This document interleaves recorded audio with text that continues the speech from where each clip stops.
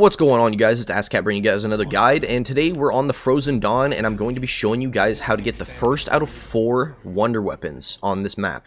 And this is just the base version of the Thulian Scythe that we're going to be working on today. So I do want to mention that this does not include any of the upgrade steps. This is purely just the essentially the start to the Thulian Scythe quest. So you're going to have essentially your base weapon that you're going to need to get, and then you can go ahead and do all the upgrade steps therefore afterwards, which should be pretty self-explanatory as to why that's the way that works.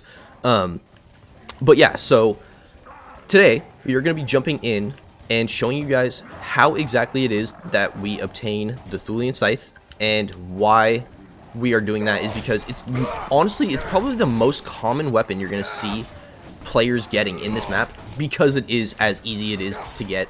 As you guys can see, it's kind of cracked, especially for these early rounds. Crowd control and just getting things you need done early on, in terms of like soul collecting and that sort of thing for the Easter egg.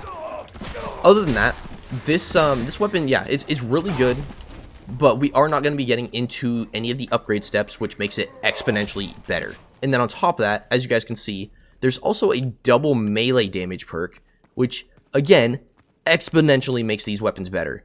So you can kind of stack power upgrades by having this, an upgraded melee weapon, and then also you could bring in frontline or something like that, and then while frontline is activated, there's actually a hand-to-hand modifier for your loadout, which will essentially make all melee weapons do double damage. So you could essentially be doing like 4 times damage with an upgraded melee weapon, which is just insane. We're going to jump right into the steps for you guys, and I'll show you guys how to get this scythe. Alright, you guys, so I went ahead and reset. So once you load into the Frozen Dawn, we're going to go ahead and make our way out of spawn, of course, using this blood pad to get 5 kills, opening up this first door, which will not be buyable.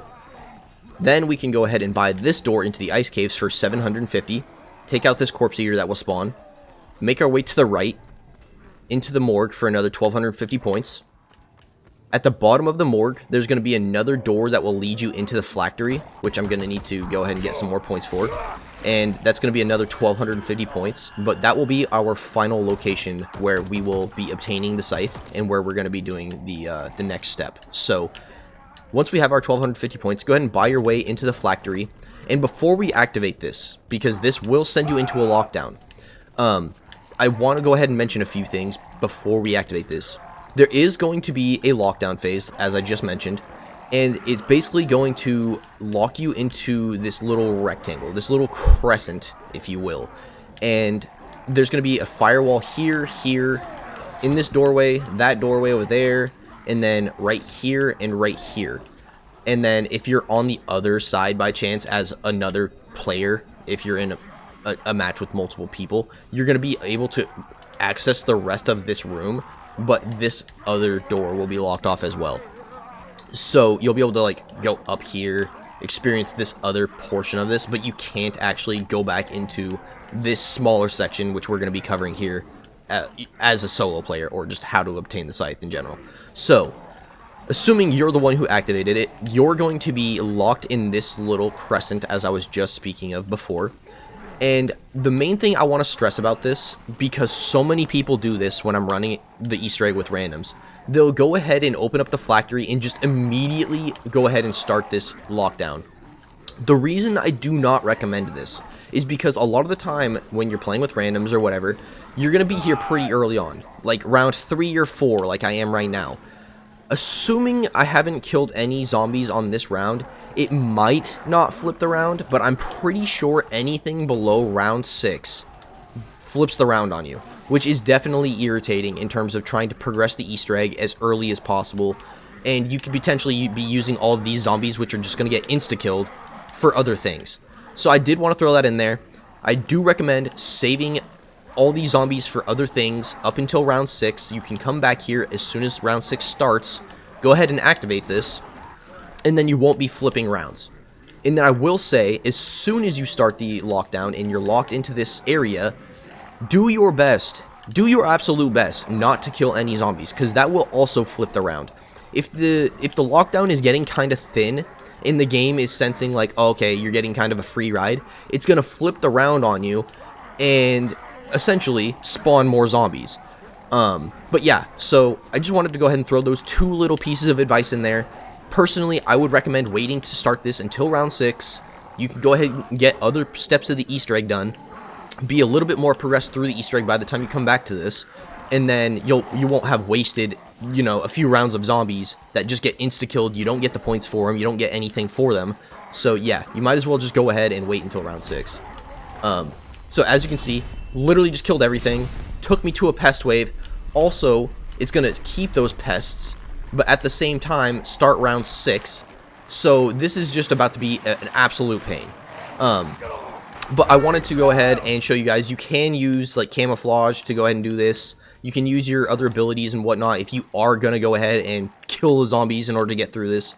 Do what you need to do, I guess. But yeah, as soon as you've lasted long enough, the firewalls will dissipate, all the zombies will despawn, and you will be able to go back over here to where you activated it, and then on this pad will be your Thulian Scythe. So, that being said, this is obviously your guide on how to get the Thulian Scythe, the base version, none of the upgrade steps, so this is a completed guide at this point. I do want to just go ahead and point out, like, this double swing attack is just so cool. It's so good. It's definitely worth getting, and I understand why people are like rushing their way to get it, but the early rounds are just not that serious, man. That's all I gotta say. They're not that serious. You can wait the extra couple rounds to go ahead and grab that. Save those zombies for extra things around the map in order to progress the Easter egg, and then you can come back here on round 6 at the very start of it without killing any zombies.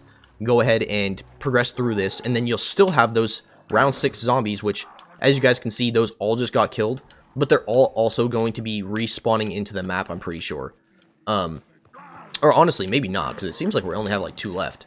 Granted, I did just kill a few, but we are on round 6, so I definitely think there should have been more zombies than that. So, yeah, I think basically what happens is anything that it deletes, it will also delete from your round, essentially halting progress, basically, because they're not counting towards other things around the map you could be doing. So, I'm going to go ahead and wrap up the video there. Hopefully somebody found this useful, and I really did want to do this guide specifically to go ahead and point out, please, for the love of God, if you're a new player, or if you're an experienced player even, doing this step super early, please stop. If you're trying to get through the Easter egg, it's just making things that much harder for you, I promise. And, yeah, with that being said, I'm going to go ahead and end off the video. Thank you guys for watching. I'll see you guys in the next one, and we'll get right into another Wonder Weapon guide for you guys. See you guys. Peace.